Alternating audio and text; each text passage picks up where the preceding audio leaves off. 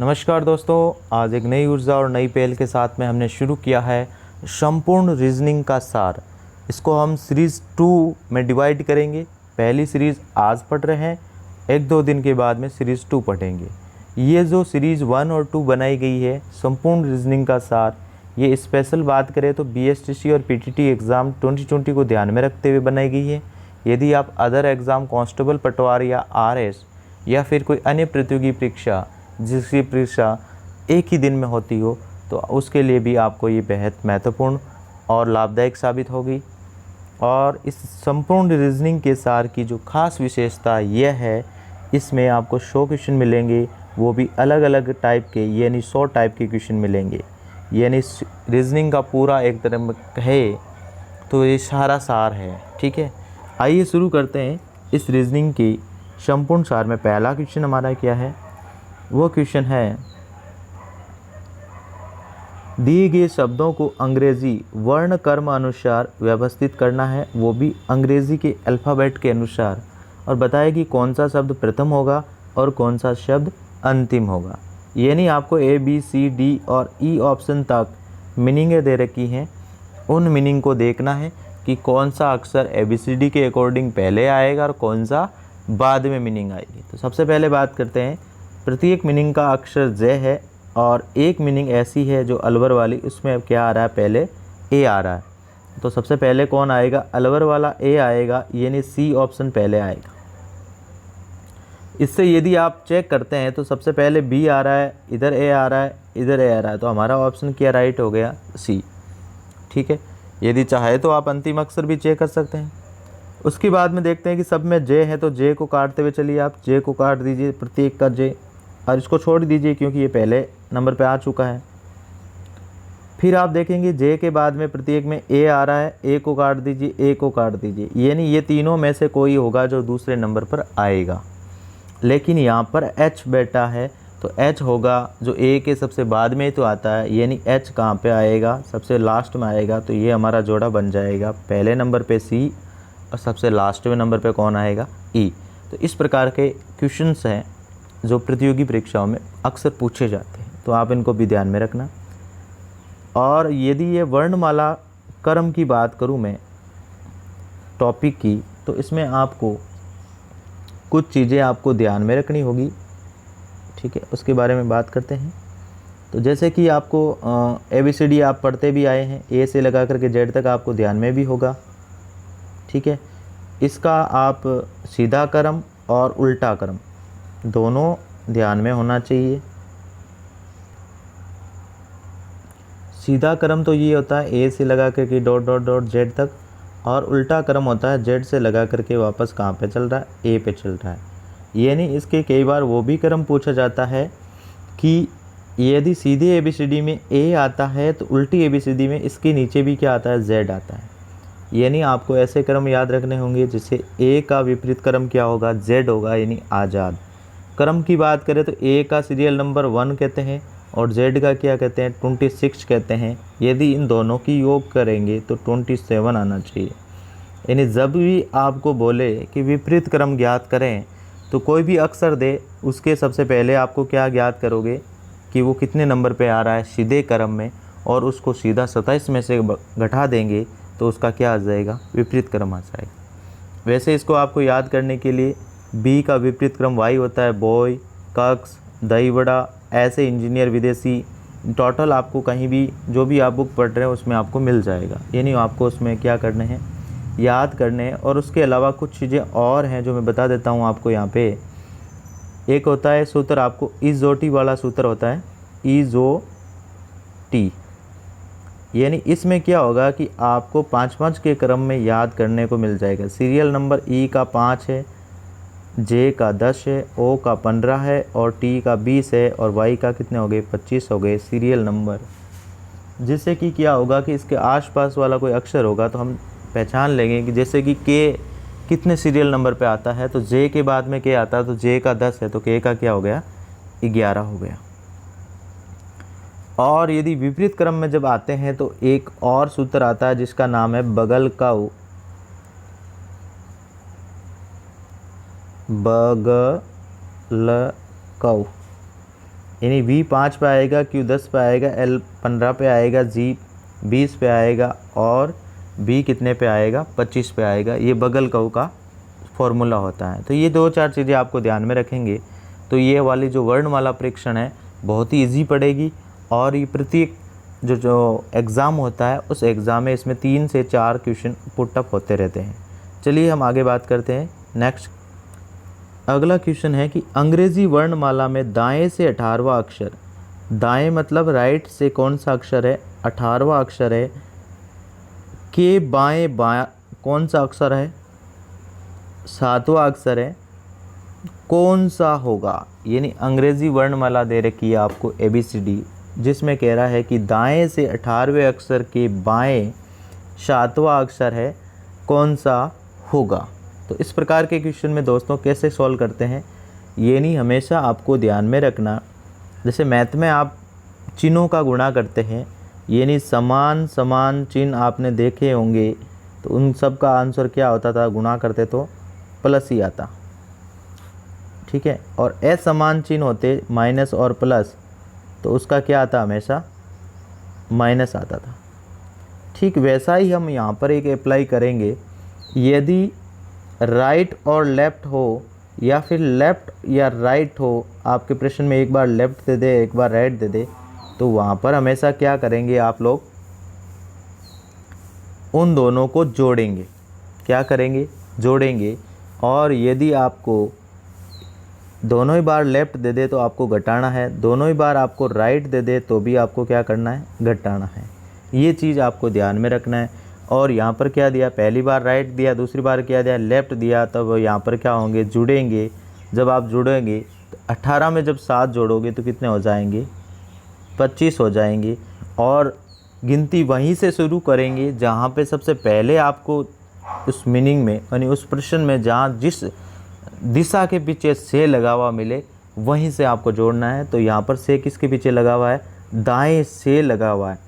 तो दाएं से का मतलब आपको कहाँ से जोड़ना है, दाएं से चलते हुए कहाँ पे जाना है, बाईं तरफ जाना है। जब आप बाईं तरफ जाओगे तो वर्णमाला का 25वां क्रम दाएं से बाएं जाओगे तो कौन सा अक्षर आएगा, B नंबर आएगा। या फिर इसको विपरीत क्रम में कर दो, 27 में से घटाते हैं। जब 27 में से आप 25 घटाओगे तो क्या बचेगा, 2 बचेगा। तो सीधी ABCD में 2 नंबर पे कौन आ रहा है, ऑप्शन B आ रहा है। यानी ऑप्शन नंबर D आपका क्या होगा, सही होगा। ठीक है, तो इस प्रकार से इन क्वेश्चनों को हम क्या करते हैं, सोल्व करते हैं। तो आपको कई बार ये वर्ड देखने को मिलेंगे, एक तो मिलेगा आपको दाएं से और कई बार मिलेगा दाईं ओर से, दाईं ओर से। यानी दाएं से का मतलब आपको दाएं से जाना है, दाईं ओर से का भी मतलब क्या, दाईं ओर से भी जाना है। जिसके पीछे से लगा है उसी दिशा से आपको जाना है। जब दाएं से जा रहे हो तो कौन सी दिशा में जाओगे आप, बाईं ओर वाली दिशाओं में जाओगे। इसी प्रकार यहाँ पर बाएं से या बाईं ओर से मिल गया तो आप कहाँ से जाओगे, बाएं से किस दिशा में जाओगे, दाईं ओर जाओगे। और यदि आपको यूँ मिल जाए, सिर्फ लिखा हुआ मिल जाए दाएं, क्या मिल जाए, दाएं, तब आप किस साइड में जाओगे। यानी आपको दाएं जाना है तो आप बाएं से दाएं जाओगे, और सिर्फ बाएं लिखा हुआ है तो दाएं से बाएं आओगे। ठीक है, तो ये 2-4 वर्ड है जो हर बार एग्ज़ाम में पूछे जाते हैं प्रश्नों के बीच में, तो ध्यान में रखना आपको। नेक्स्ट क्वेश्चन हमारा है, यदि अंग्रेज़ी वर्णमाला के अक्षरों को विपरीत क्रम में रख दिया जाए तो बाएं से 15वें अक्षर के बाएं चौथा अक्षर कौन सा होगा। यानी दोनों बार ही हमें इस बार क्या दिया है, लेफ़्ट दिया है। तो पहला 15 है, दूसरा लेफ़्ट चौथा है। जब भी आपको समान चिन्ह आए तो आपको क्या करना है, घटाना है। तो ये 15 में से 4 गए तो कितने आ गए, हमारे पास में 11 आ गए। अब अंग्रेज़ी वर्णमाला कैसी है, विपरीत क्रम में है। यानी पहले Z है और इस साइड में क्या है, A लिखा हुआ है। और दोनों बार में जब लेफ़्ट है, देखिए से किसके पीछे लगा हुआ, तो लेफ़्ट के पीछे ही लगा होगा। यानी बाएं से जोड़ना है, तो बाएं से आपको कहाँ पे जाना, 11वें नंबर पे आना और बताना कि वो अक्षर कौन सा है। यदि आप विपरीत क्रम में आपको पूरी ABCD क्रम से घटता हुए क्रम में याद नहीं है, तो मैंने आपको बताया था कि आपको किससे घटाना है। 27 से 11 घटाओगे तो क्या आएगा, यहाँ पे 16 आ जाएगा। तो अब आप सीधे क्रम में 16 देख लीजिए। इजोटी के रूप में आपने देखा कि O 15 पे आता है, तो O का अगला अक्षर कौन सा है, P, तो 16 पे कौन आएगा, P, यानी ऑप्शन नंबर हमारा C राइट हो जाएगा। ठीक है, चलिए नेक्स्ट क्वेश्चन। यदि अंग्रेजी वर्णमाला के प्रथम अर्धांश को विपरीत क्रम में लिख दिया जाए तो बाएं से 17वें अक्षर के बाएं 9वां अक्षर कौन सा होगा। यानी इस बार भी हमें दोनों लेफ्ट दिए हैं, पहला लेफ्ट 17वां है और दूसरा लेफ्ट क्या है, 9वां है। जब 17 में से 9 घटाएंगे तो कितने बचेंगे, 7 और 1 8। बात ये कर रहा है कि प्रथम अर्धांश, यानी ABCD में टोटल 6 अक्षर होते हैं। पहला जो बात करते हैं A से लगा करके कहाँ तक पहुँच रहा है, M तक, ये प्रथम अर्धांश होता है। और N से लगा करके Z तक ये द्वितीय अर्धांश होता है। यानी पहले 13 अक्षर प्रथम अर्धांश, उसके बाद वाले 13 अक्षर हो गए द्वितीय अर्धांश हो गए। ये कह रहा है कि ये वाले जो अर्धांश है प्रथम अर्धांश, इसको विपरीत क्रम में लिख रहा है और इस जो द्वितीय अर्धांश है इसको सेम के सेम लिख रहा है। यानी कि इसको मैं जब विपरीत क्रम में लिख दूं तो मैं इसको यहाँ कर दूंगा M और इधर कर दूंगा A। यानी ये इस प्रकार से क्रम को बताया गया। फिर आपको पूछ रहा है कि बाएं से, जिसके पीछे से लगा गिनती वहीं से शुरू करोगे। बाएं से 17वें अक्षर के बाएं 9वां अक्षर जब बाकी निकाला तो बाएं से कौन सा अक्षर आना चाहिए, 8वां अक्षर आना चाहिए। ठीक है, अब जब आप M से ऐसे विपरीत क्रम में नहीं निकाल सकते हैं, जैसे ABCD में 26 होते थे, 26 में एक जोड़ के हम क्या करते थे, घटाते थे, तो विपरीत क्रम आ जाता। ठीक ऐसा ही प्रथम अर्धांश या द्वितीय अर्धांश आए तो टोटल 13 संख्या होती है, उसमें एक जोड़ दो, यानी 14 में से उस संख्या को घटा लो और आप जब घटाओगे तो विपरीत क्रम आ जाएगा। जब 14 में से 8 घटाओगे तो यहाँ 6 आ गए, तो यहाँ पर क्या करोगे, इस साइड से आप ABCD का 6वां अक्षर देख लीजिए। E और E के बाद में क्या आता है, F आता है। यानी हमारा आंसर कौन सा राइट हो जाएगा, दूसरा हो जाएगा। चलिए नेक्स्ट क्वेश्चन। शब्द नोवेल में ऐसे कितने अक्षर युग्म हैं जिनके बीच में उतने ही अक्षर हैं जितने अंग्रेजी वर्णमाला के बीच में हैं। ये बहुत ही बढ़िया क्वेश्चन है, हर बार पूछा जाता है, इसलिए मैंने इसी वर्ड को लिया है, नोवेल को। तो इसको कैसे आप सॉल्व करोगे देख लीजिए। सबसे पहले इसको इस प्रकार की मीनिंग लिखनी है, फिर आपको क्या लिखना है, इसके नंबरिंग देना है, नंबर देने हैं कि N कितने नंबर पे आता है। तो N आता है 14 नंबर पर, और O आता है हमारे 15वें नंबर पर, और V आता है 22 नंबर पर, E आता है 5 पे, और L आता है 12 नंबर। जब आप नंबरिंग दे देंगे, फिर ये कह रहा है कि इसमें कितने ऐसे अक्षर युग्म हैं जो अंग्रेज़ी वर्णमाला के बीच में उतने ही अक्षर आते हैं जहाँ पर वो खड़े हैं। जैसे आप देखेंगे कि अब आपको ये वर्ड को भूल जाना, नंबरिंग को ध्यान में रखना। एक बार आप क्या करेंगे, बाएं से चलते हुए दाईं ओर आएंगे, जितने वर्ड आपको अक्षर युग्म मिले उतने नोट करते जाना। दूसरी बार आपको क्या करना, दाएं से बाईं ओर जाना, तो सारे नंबरिंग काउंट हो जाएंगे अक्षर युग्म वाले। सबसे पहले बात करते हैं तो नंबर 14, 14 के बाद में क्या आता है, 15। यानी यहाँ पर हमें एक जोड़ा मिल गया जो कंटिन्यू चल रहा है, 14 के बाद में 15। 15 के बाद में गिनती आगे चलते चल रही, जहाँ पर गिनती आपको सेम मिले वो आपका अक्षर युग्म होगा। 15 के बाद में 16 नहीं मिला, 17 नहीं आ रहा, 18 नहीं आ रहा। तो यहाँ पर जब आप बाएं से दाएं आए तो सिर्फ एक अक्षर युग्म मिला जो है N और O। क्या मिला, यानी ABCD में जब आप MNO, N और O दोनों पास पास में हैं, इसीलिए यही कह रहा है कि अंग्रेज़ी वर्णमाला में भी उनके बीच में उतने ही अक्षर होने चाहिए। अब जब आप 12 से आ रहे तो 13 नहीं बैठ रहा, 14 V पे नहीं बैठ रहा है, 15 यहाँ ये बैठ गया। यानी 12 से 15 के बीच में ये एक अक्षर युग्म नंबर दूसरा बन गया। 15 के बाद में 16, यानी टोटल इसमें कितने अक्षर युग्म बन गए, 2 अक्षर युग्म बन गए। पहला बन गया N और O, दूसरा बन गया L और O। यानी ABCD के L और O के बीच में उतने ही अक्षर हैं जितने यहाँ पर अक्षर हैं। देखिए, ठीक है, यानी 12 और 15 के बीच में कितने अक्षर, 3 की कमी है, तो L और O में भी वहाँ पर 3 अक्षरों आ जाएंगे, JK L M N और O। और इधर भी L M N और O सेम अक्षर हैं, इसीलिए इसको कहा गया है कि उतने जितने अक्षर ABCD के उतने ही वहाँ पर क्या होंगे, अक्षर युग्म होंगे। चलिए नेक्स्ट क्वेश्चन। यदि डिस्टरबेंस के पहले अक्षर को अंतिम अक्षर के साथ बदल दिया जाए, दूसरे अक्षर को 10वें अक्षर के साथ बदल दिया जाए, अन्य अक्षरों को भी इसी प्रकार आपस में बदल दिया जाए, तो एक नया शब्द बनेगा और उस नए शब्द में टी अक्षर के बाद में कौन सा अक्षर होगा। चलिए बात करते हैं। सबसे पहले हम बदल देते हैं, मीनिंग लिख देते हैं DISTURBANCE,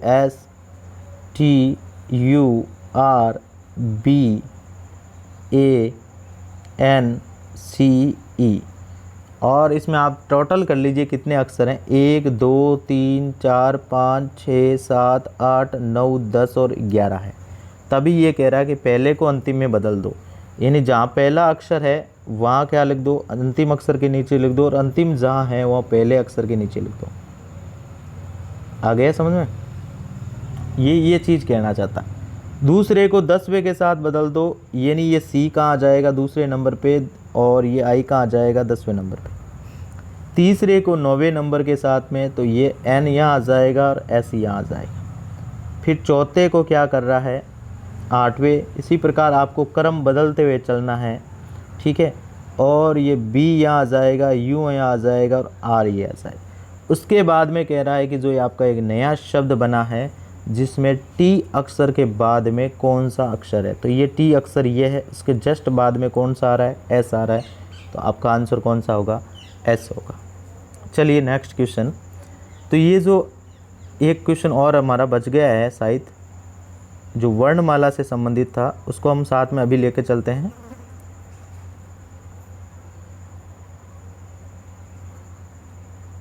चलिए ये रहा। अंग्रेजी वर्णमाला के सभी स्वर को हटा दिया जाए तो बाएं से 12वां अक्षर क्या होगा। अब ये अल्फ़ाबेट में इस प्रकार के भी क्वेश्चन पूछे जाते हैं कई बार। तो जब आपको वो यहाँ पर क्या लिखेंगे, सभी ABCD लिखनी पड़ेगी, ABCDE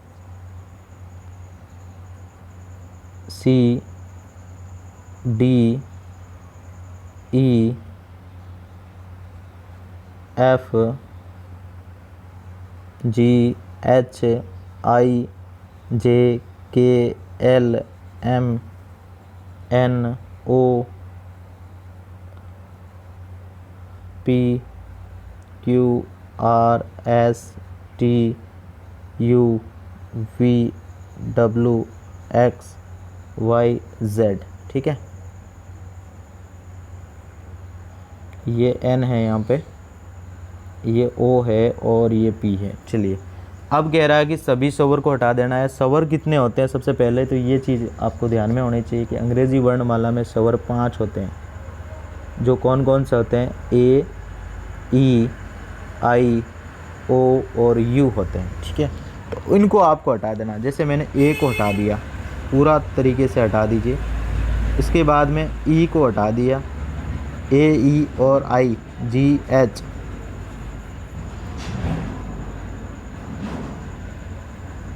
और ये आई हट गया। उसके बाद में ये ओ को भी हमने हटा दिया पूरी तरह से, और ये यू था, यू को भी हटा दिया। उसके बाद में कह रहा है कि बाएं से 12वां अक्षर कौन होगा, यानी जो हटा दिया उसको आपको अब काउंट नहीं करना है और बाएं से 12वां अक्षर बताना। तो पहला अक्षर कौन सा, बी, दूसरा, तीसरा, चौथा, पाँचवा, छठा, सातवां, आठवां, नौवां, 10वां और 11वां, और बाएं से 12वां अक्षर कौन सा हो गया हमारा, पी। यानी इसका आंसर क्या होगा, बी ऑप्शन होगा राइट। वो क्या होगा, पी होगा। तो ठीक इसी प्रकार के कई बार आपको कहेंगे कि अंग्रेज़ी वर्णमाला के प्रत्येक तीसरे वर्ण को हटा दिया जाए तो बाएं से 17वां या बाएं से 10वां या दाएं से 5वां अक्षर कौन सा होगा। ये इस प्रकार के क्वेश्चन आपको ध्यान में रखने हैं। चलिए अगला नेक्स्ट क्वेश्चन कह रहा है हमारा, सबसे पहले जहां हमने छोड़े थे उनको कवर कर लेते हैं।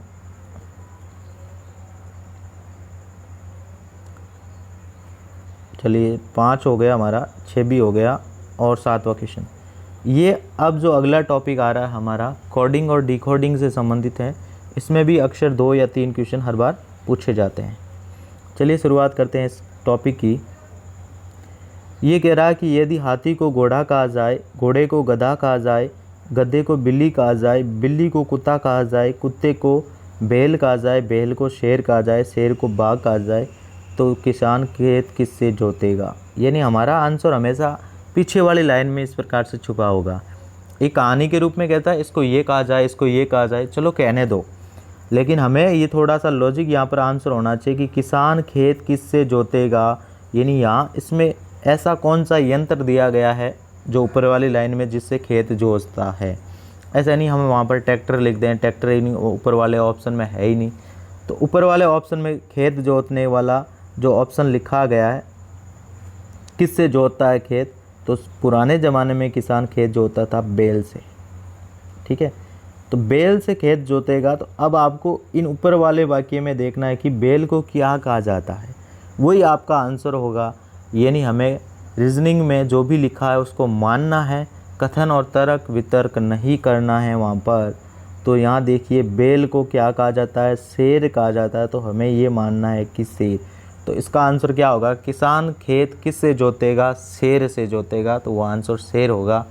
यूँ नहीं कि बैल से जोतेगा, आप डायरेक्ट बैल कर दो तो आपका वो आंसर गलत हो जाएगा, क्योंकि बैल को क्या कहा जाए वो ये पूछ रहा है। चलिए नेक्स्ट क्वेश्चन, यदि डी को 4, केट को 8 तथा तो इग्गो को क्या लिखा जाएगा। यानी इस प्रकार के लॉजिक क्रम में सीक्वेंस पूछे जाते हैं कई बार। यानी हम बात करें तो डी का अल्फ़ाबेट 4 है, ठीक है। डी वाले मीनिंग में कितने अक्षर हैं, 1 हैं। जितने अक्षर की मीनिंग है उसमें उतने का भाग लगाया गया है। तो 1 को यानी किसी भी संख्या में जब आप 1 का भाग लगाएंगे तो हमेशा वही संख्या प्राप्त होगी। जैसे कि हम बात करें केट की, ठीक है। तो केट की मीनिंग में सी का नंबरिंग क्या है, 3 है, ए का नंबरिंग 1 है और टी का क्या है, इजोटी के रूल के अकॉर्डिंग 20 है। जब इनकी जोड़ करेंगे तो कितने हो गए हमारे पास में 24 हो गए। और ABCD के या मीनिंग में कितने अक्षर है, 3 अक्षर है। जब 3 का भाग लगाएंगे तो यहाँ पर क्या आ जाएगा, 8 आ जाएगा। यानी काटेंगे जब 8 3 24। ठीक इसी प्रकार अब आपको क्या करना है, इग्गो को भी चेक करके लिखना है कि इग्गो को क्या कहा जाएगा। तो ई का नंबरिंग क्या है, 5 है और जी का 7 है और ओ का क्या है, 15 है। जब आप इनको जोड़ेंगे तो टोटल योग आएगा 27 और 27 में जब आप संख्या कितनी है अक्षरों की, 3 है, तब 3 का भाग लगाएंगे तो क्या आंसर आ रहा है, 9 आ रहा है। अब आप देखिए ऑप्शन किस ऑप्शन में 9 है, सी ऑप्शन में है, तो हमारा आंसर क्या हो जाएगा, सी हो जाएगा। चलिए नेक्स्ट क्वेश्चन है, यदि टाइम को ये कहा जाता है, मदर को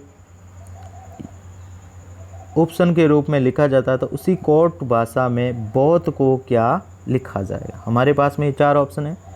देखिए ये बी ऑप्शन इसमें राइट कर रखा, लेकिन ये बी आया कैसे है उसको हम समझने का प्रयास करेंगे। जैसे कि सबसे पहला हमारा वर्ड दिया हुआ है टाइम, उसको ये लिख रहा है JUFN, JUFN। चलिए अब हम देखते हैं इसमें कोडिंग डिकोडिंग में बस लॉजिक ही लगाना है, कहीं कौन सा लॉजिक लग रहा है। हम देख रहे हैं कि ये कहीं ना कहीं वर्ड है जो दिया हुआ है उसके आसपास का वर्ड मैच कर रहा है। जैसे कि आपने देखा ई, तो ई के बाद में कहीं ना कहीं एफ आ रहा है, एम है तो एम के बाद में कहीं ना कहीं एन आ रहा है। ये नहीं, ये जो वर्ड है इसका अगला वर्ड दिया हुआ है लेकिन ये तिरछे रूप में मिल रहा है। देखिए टी के बाद में PQRST और यू आ रहा है और आई के बाद में जे आ रहा है, ठीक है। तो ये क्रॉस में कंट्री हो रहा है। चलिए एक बार मदर को भी चेक कर लेते हैं कि मदर में क्या यही सेम मिल रहा है या फिर कुछ अलग है। MOTHER मदर को ये कह रहा है UPNSF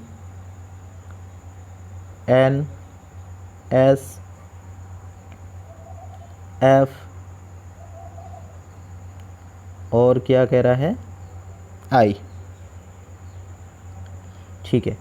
अब आप इसमें चेक करते हैं कि पहले भाई इसमें 4 अक्षर थे तो सीधे क्रॉस हो गए। अब इसमें कितने अक्षर हैं, 1 2 3 4 5 और 6 हैं।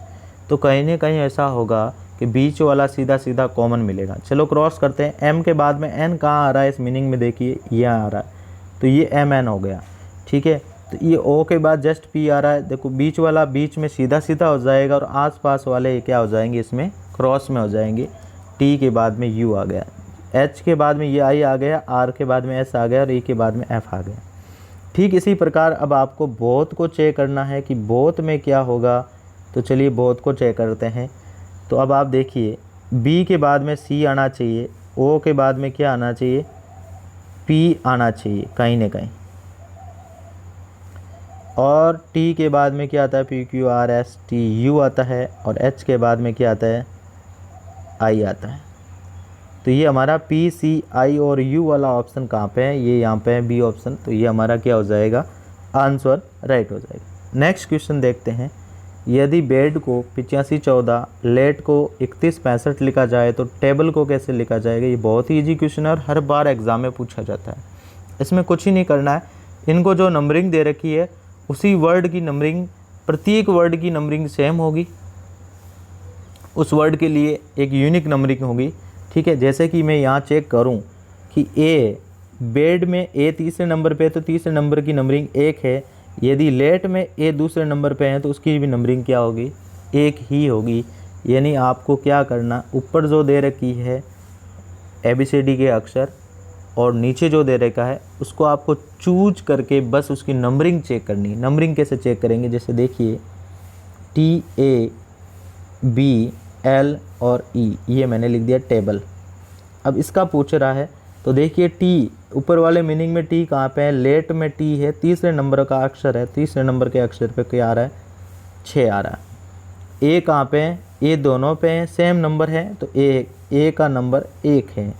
उसके बाद में बी का नंबर यहाँ पे 8 आ गया, और एल का नंबर क्या है, 3 है, और ई का नंबर क्या दे रखा आपको, 5 दे रखा। यानी ऐसा मीनिंग में ऐसा कौन सा अक्षर होगा, 6 के बाद में 1 आ रहा है, 1 के बाद में 8 आ रहा है, 8 के बाद में 3 और 5। ये वाला नंबर कहाँ पर मिल रहा है, जिस ऑप्शन पे मिल रहा है वो आपका ऑप्शन क्या हो जाएगा, राइट हो जाएगा, 61835। यानी ए ऑप्शन आपका क्या हो जाएगा, बिल्कुल सही हो जाएगा। चलिए आगे नेक्स्ट क्वेश्चन करते हैं। किसी सांकेतिक भाषा में पो की टॉप माँ का अर्थ उषा इज प्लाइंग कार्ड्स, कॉप जा की माँ का अर्थ है आशा इज प्लाइंग टेनिस, की टॉप शॉप्स हो दे आर प्लाइंग फुटबॉल, पू शोर कॉफ का अर्थ है कार्ड्स एंड टेनिस को। तो उसी भाषा में इसको आशा का क्या अर्थ होगा, ये आपको पूछ रहा। देखो कोडिंग और डिकोडिंग ये ऐसे वर्ड है कि भाई आप किसी कोड हो, ऐसा कोई लॉजिक वर्ड हो जिसको ऐसे कोड में कहो कि वो अगला वाला ही समझ सके, दूसरा उसका अर्थ नहीं समझ सकते। मारवाड़ी में कहे तो कई लोग आपस में, दो लोग गुणमुन करते हैं, तो जिसकी वो कहते हैं ना लीला वही समझ पाते हैं, पड़ोसी पास वाला बैठा बैठा उसको देख सकता है। तो ठीक है, तो इसमें आपको कोड आपको दे दिया है कि इसको ये कहा जाता है, इसको ये कहा जाता है, और आपको बताना है कि किसको आशा कहा गया है।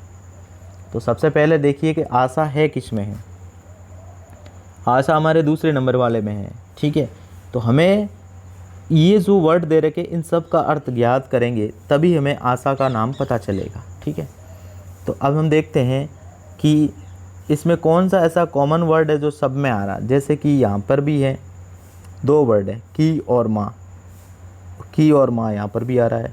चलिए नीचे और कहीं देखते हैं की और माँ कहाँ आ रहा है। अच्छा, यहाँ पर भी की आ रहा है, 3 जगह पर की आ रहा है। इसका मतलब इन तीनों में कहीं ना कहीं वो वर्ड क्या होगा, समान होगा। कैसे होगा, उषा इज़ प्लाइंग, इसमें आशा इज़ प्लाइंग इन टेनिस, और इसमें आ रहा दे आर प्लाइंग फुटबॉल। यानी प्लाइंग सब में आ रहा है, इसका मतलब की का अर्थ क्या हो गया, प्लाइंग हो गया। चलिए, तो ये हम इसको की को क्रॉस कर देते हैं, यानी हमें की का अर्थ पता चल गया, क्या चल गया, प्लाइंग चल गया। सॉरी, आगे देखते हैं। कॉप किस में आ रहा है, ऊपर वाले में नहीं है, दूसरे नंबर वाले में है, तीसरे नंबर वाले में कॉप नहीं या टॉप है, तो चौथे नंबर वाले में कॉप आ रहा है। तो हम दूसरे और चौथे को मिलान की कोशिश करेंगे। तो दूसरे में लिखा है आशा इज़ प्लाइंग टेनिस, जिसमें प्लाइंग को हम काट देंगे। दूसरे में लिखा है पो शोर कॉप कार्ड एंड टेनिस। ठीक है, यानी यहाँ पर कहीं ना कहीं टेनिस वाला सेम वर्ड मिल रहा है। ठीक है, तो इसका मतलब क्या हो गया, कोप का मतलब क्या हो गया, टेनिस हो गया।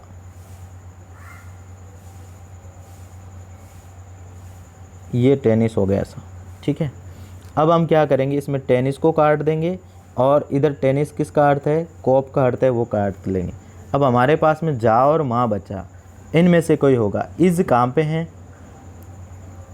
इज देखो ऊपर वाले में भी है, सबसे ऊपर वाले में, दूसरे नंबर वाले में भी इज आ रहा है, तीसरे में आ रहा है, चौथे में एंड आ रहा है। तो हम क्या करेंगे, पहले और दूसरे को मिलाएंगे जिससे कि हमारा कॉमन क्या निकल जाए। तो इसमें आ रहा है आशा इज, इसमें आ रहा है उषा इज। तो इज का मतलब क्या हो गया, दोनों में सेम आ रहा है। अब इधर इसमें सेम क्या आ रहा है, माँ सेम आ रही है, तो ये माँ लिख दिया, यानी एम ए का मतलब क्या हो गया, इज हो गया। अब देखिए इस वाले वर्ड में बच गया, क्या गया, आशा बच गई, तो इधर क्या बच गया, जा बच गया, तो आशा का अर्थ क्या हो गया, जा हो गया। तो ये इस प्रकार से आपको कोडिंग और डिकोडिंग वाले क्वेश्चन को चेक करते हैं। देखिए किसी सांकेतिक भाषा में 243 को हाउ आर यू लिखा जाता है। एक तो वो थे जो वर्ड को वर्ड में कन्वर्ट करने वाले, और दूसरे आएंगे कि संकेत यानी गणितीय अक्षर को शब्दों में जो कोडिंग डिकोडिंग आएगा। ये वाला क्वेश्चन ले रहा हूँ मैं। 631 को विल यू कम लिखा जाता है, 928 को हाउ अबाउट हिम लिखा जाता है। तो उसी भाषा में आर को क्या लिखेंगे, तो सबसे पहले आपको देखना है कि आर कौन से वाले में लिखा हुआ है, आर पहले वाले में लिखा हुआ है, यानी 2 और 4 और 3 में से कोई ना कोई आपका क्या होगा, आंसर होगा। तो चेक करते हैं कि 2, 4, 3 और किस किस में कॉमन मिल रहे हैं। कि सर यहाँ पर 3 है पहले में, दूसरे में भी 3 आ रहा है। चलिए इन दोनों में से कॉमन क्या है, पहले में है हाउ आर यू, दूसरे में है विल यू कम। यानी अब आपको पता चल गया कि यू कॉमन है, यानी यू इधर भी है, यू को काट दो, यू का मतलब क्या हो गया 3। यानी इसका आप सीधा सीधा लिख देंगे कि 3 किसका नंबर है, 3 यू का नंबर है। चलिए अब हमारे पास में 2 अक्षर बचे हैं, जिसमें आप कॉमन में देखते हैं कि 2 यहाँ पर भी है 928 में, जिसको बोलते हैं हाउ अबाउट हिम, और इधर भी हाउ आ रहा है, यानी हाउ का मतलब क्या हो गया, 2 हो गया, HOW का मतलब। अब बच गया कौन, आर बच गया। तो आर का क्या पूछ रहा है, 2, तो आपका आंसर क्या हो गया, 2। ठीक इसी प्रकार से आपको इस क्वेश्चनों को क्या करना है, चेक करना है। अगला क्वेश्चन हमारे पास में है, वो भी कोडिंग डिकोडिंग से संबंधित है। आपको दे दिया APZ, अगला अक्षर दे दिया CQY, और उससे अगला दे दिया ERX, GSW और ITV। ये RRB रेलवे भोपाल में पूछा गया क्वेश्चन है, बहुत ही बढ़िया क्वेश्चन है। इसमें आपको कैसे चेक करना है, इस प्रकार वाले जब क्रम में क्वेश्चन आए तो ये तो कहीं ना कहीं इनमें लॉजिक छिपा होगा, 1 1 2 2 3 3 अंक अंतर का नहीं है। तो सबसे पहले अक्षर को देखिए A आ रहा, और इसके सबसे पहले अक्षर को देखिए C आ रहा, अगले के पहले अक्षर को E, अगले के पहले अक्षर को G, और इसके अगले पहले अक्षर को I। यानी कहीं ना कहीं कह रहा है 1 2 के अंतर में ये पहला अक्षर बदल रहा है। तो हम देखेंगे कि A के में क्या जोड़ूं कि C आ जाए। तो A के बाद में देखिए B और C, यानी +2 कर दे, A के बाद में B C, और इसमें +2 करेंगे तो D और E, +2 करेंगे तो F और G, +2 करेंगे तो H और I, +2 करेंगे तो J और K। यानी आपका ऑप्शन पहला कौन सा है, K यहाँ पर भी है और K यहाँ पर भी है, यानी ये 2 ऑप्शन तो हमारे हो ही नहीं सकते। अगला देखिए P आ रहा है बीच में, इसमें बीच में Q आ रहा है, फिर R आ रहा है, फिर S आ रहा है, T आ रहा है, U। यानी इसमें तो क्या कर रहा है, कोई भी अंतर नहीं चल रहा, सीधा सीधा चल रहा है +1 के अंतर में, P Q R S T, उसके बाद में क्या U आ रहा है। तो यहाँ U नहीं है, तो ये हमारा आंसर हो गया, आंसर नंबर 4 U। अगला भी आप चेक करना चाहे तो कर सकते हैं। देखिए ये घटते क्रम में लिखा हुआ है, Z के बाद में Y, Y के बाद में X, X के बाद में W, W के बाद में V, V के बाद में क्या जाएगा U। यदि यूँ चले तो बढ़ते क्रम में दाएं से बाएं की ओर, तो U V W X Y Z। ये ऑप्शन नंबर क्या हो गया हमारा 4। अगला क्वेश्चन है, यदि किसी सांकेतिक भाषा में कैमल को DCPIQ लिखा जाता है तो उसी भाषा में हॉर्स को क्या लिखा जाएगा। चलिए आइए इसको सॉल्व करते हैं। तो CAMEL, कैमल को क्या लिख रहा है ये, DCPI और Q। तो इसको हम क्या करेंगे, सबसे देखिए C के नंबरिंग दे दीजिए, सबको नंबरिंग दे दीजिए 3 ए की 1 है, एम की 13 नंबरिंग है, ई की 5 है, एल की 12 है। इधर आप नंबरिंग दे दीजिए 4, 3, पी की 16 है, आई की 9 है और क्यू इन की क्या हो गया 17 आ गई, एम एन ओ और उसके बाद में पी और क्यू। जब आप देखिए इसमें कहीं ना कहीं आपको लॉजिक मिल जाएगा। सबसे पहले इस प्रकार के क्वेश्चन में आपको क्या देनी है, नंबरिंग देनी है। नंबर देने के बाद में आपको लग रहा है कि 3 के बाद में ये 4 नंबर आ रहा है, यानी क्या जोड़ा गया, हमने 1 जोड़ा। देखिए 1 के बाद में 3 आ रहा है, कहीं ना कहीं 2 जुड़ रहा है, और 13 के बाद में 16 यानी 3 जुड़ रहा है, 5 के बाद में 9 4 जुड़ रहा है, 12 के बाद में 17 यानी 5 जुड़ रहा है। यानी इस प्रकार की मीनिंग में 1 2 3 4 5 जोड़े गए अक्सर में। तो ठीक इसी प्रकार जब आप HORSE लिखेंगे हॉर्स, तो उसमें क्या जोड़ोगे, सेम वही नंबरिंग जोड़ोगे। तो H की नंबरिंग 8 है, नंबरिंग सबसे पहले देनी है आपको, H की नंबरिंग 8 है, O को आप लिख देंगे 15 और R हो गया हमारा 18, S हो गया 19 और E हो गया 5। देखिए सबसे पहले वाले में हमने क्या किया, 1 जोड़ा। जब 8 में 1 जोड़ोगे तो क्या आएगा 9, और 9 को क्या लिखेंगे I। तो सबसे पहले देखेंगे I ऑप्शन चारों के चारों में है। चलिए अगला चेक करते हैं। दूसरी बार में यहाँ पर 2 जोड़ा गया है, तो यहाँ पर भी 2 जोड़ेंगे, 17 17 का क्या हो जाएगा Q, यानी Q इसमें नहीं है। अभी तक हमारे 3 ऑप्शन सेम मिल रहे हैं। चलिए अगला चेक करते हैं। R में जब 3 जोड़ोगे, 18 में जब 3 जोड़े तो क्या आ रहा है 21 आ रहा है, तो यहाँ क्या आ जाएगा U आ जाएगा। अब देखें कि U भी हमारे 3 में मिल रहा है। चलिए अगला चेक करते हैं। S यानी 4, 19 में जब आप 4 जोड़ोगे तो कितने आ रहे हैं 23 आ रहे हैं, और 23वां अल्फ़ाबेट में कौन सा अक्षर है, इस जोटी के नियम से जब आप बात कर रहे हैं तो 20वें नंबर पे T आ रहा है, U V और W। 23वें नंबर पे कौन आ रहा है W आ रहा है। तो अब आप देखिए यहाँ पर हमारी लाइन क्लियर हो चुकी है। ऑप्शन नंबर हमारा C साफ साफ दिख रहा है कि इसका आंसर होगा। फिर भी आप चेक करने के लिए जोड़ सकते हैं कि E में जब 5 जोड़ेंगे तो क्या आएगा J आएगा, इस जोटी के रूल से। तो हमारा आंसर हो जाएगा I Q U W और J हो जाएगा। ठीक है, नेक्स्ट क्वेश्चन है हमारा, ये हमने कर दिया वर्ण वाला में। चलिए इसको एक बार इसको करते हैं। ये भी कई बार पूछा जाता है, लेकिन मैं आप सबसे विनम्र निवेदन कर रहा हूँ कि यदि आपका मीडियम इंग्लिश है तो इस प्रकार वाले क्वेश्चन को करें। हिंदी मीडियम वाले क्वेश्चन यदि करेंगे, हो सकता है कि आपकी वोकैबुलरी अच्छी है तो आप कर सकते हैं। बाकी इस प्रकार के क्वेश्चन करने में गलत होने की संभावनाएं बहुत ज़्यादा होती है। तो आप नेगेटिव मार्किंग हो तो वहाँ स्किप कर सकते हैं। यदि एग्ज़ाम में नेगेटिव मार्किंग नहीं है तो आप अपना भाग्य आजमा सकते हैं। चलिए बात करते हैं, ये कैसा क्वेश्चन है। TPSI के अक्षरों के कितने सार्थक अंग्रेजी शब्द बनेंगे। ये कह रहा है कि यहाँ जो अक्षर लिखे हैं 4, उसके आपको अंग्रेज़ी मीनिंग कितने बनेंगे। ठीक है, और प्रत्येक शब्द के प्रत्येक अक्षर को केवल एक बार प्रयोग करना है। आड़ा टेढ़ा कैसे भी आप मीनिंग बनानी है, और प्रत्येक बार में 4 अक्षर आने चाहिए मीनिंग। ठीक है, और कितनी केवल मीनिंग बनेगी। अंग्रेज़ी है, बहुत सारी मीनिंगें बन सकती है। हम हिंदी मीडियम वाले इसकी 50 मीनिंग बना लेंगे, लेकिन वो अर्थपूर्ण होनी चाहिए। जब हमें मीनिंग का अर्थ पता नहीं है तो नहीं कर पाएंगे। चलिए इसको सॉल्व करने की कोशिश करते हैं कि इसमें कितनी मीनिंग बनेगी। यानी प्रत्येक वर्ण यानी अक्षर को यूज़ करना है 4 बार, और दोबारा कोई अक्षर नहीं आना चाहिए एक मीनिंग में। जैसे कि मैंने सबसे पहले मीनिंग में यूज़ किया TIPS यानी टिप्स, और टिप्स का अर्थ क्या होता है, नुस्खा होता है। ठीक है, और उसी प्रकार हमने दूसरी मीनिंग ले ली PITS, और तीसरी हो जाएगी हमारी SPIT स्पिट्स, और ये हो गए हमारी पिट्स हो गए।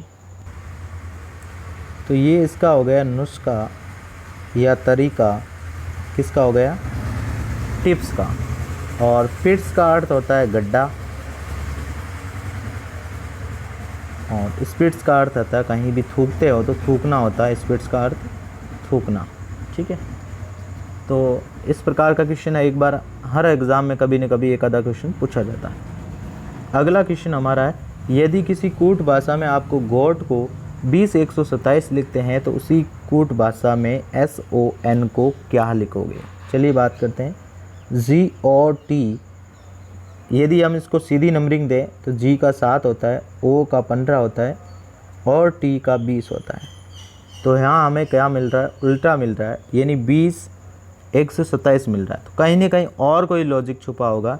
तो हमने देखा कि विपरीत क्रम वाला अक्षर देखा, तो G का विपरीत क्रम क्या होता है? 27 में से जब 7 घटाओगे तो 20 आते हैं, तो क्या होता है? T होता है। इसी प्रकार O का विपरीत क्रम क्या होगा? 27 में से जब 15 घटाओगे तो 12 आएगा, और 12 अक्षर कौन सा है? L है। इसी प्रकार T का विपरीत क्रम क्या होगा? G होगा। तो इसको जब नंबरिंग देंगे 20 12 और 7, यानी ये हमारे सेम के सेम आंसर मिल रहे हैं गोट वाली नंबरिंग में। तो ठीक इसी प्रकार आपको SON में भी नंबरिंग देनी है। तो S 19 नंबर पे, 15 नंबर पे, N हो गया हमारा 14 नंबर पे। जब आप क्या करेंगे? 27 में से जब 19 घटाएंगे तो 8 आएगा। तो ये हो गया हमारा हाई स्कूल लव और मालवीय नगर। N की नंबरिंग 13 है, L की 12 है और H की 8 है। तो ये जो जहाँ पे नंबर मिलेंगे आपको वही हमारे क्या होंगे? आंसर होंगे। तो देखिए 8 12 और 13 कहाँ पे मिल रहे हैं? 8 12 और 13 ऑप्शन नंबर बी में मिल रहे हैं। तो ऑप्शन नंबर बी क्या है? राइट है। चलिए इस सीरीज़ को हम क्या करते हैं? पार्ट 3 और 4 में बढ़ाएंगे, क्योंकि वीडियो बहुत लंबा हो रहा है, अभी 40 मिनट के करीब में हो गया है। तो ये हम वर्णमाला टॉपिक की सीरीज़ में हमने कवर किया है और कोडिंग डिकोडिंग को किया है। अगली जो सीरीज़ होगी उसमें हम दिशा दूरी, श्रेणी क्रम, सीटिंग अरेंजमेंट से संबंधित और सादृश्यता वाले, विभिन्नता वाले इस टाइप के क्वेश्चन को सॉल्व करेंगे।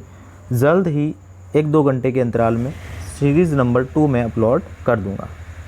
चलिए मिलते हैं नेक्स्ट वीडियो में, तब तक के लिए धन्यवाद। जय हिंद, जय भारत।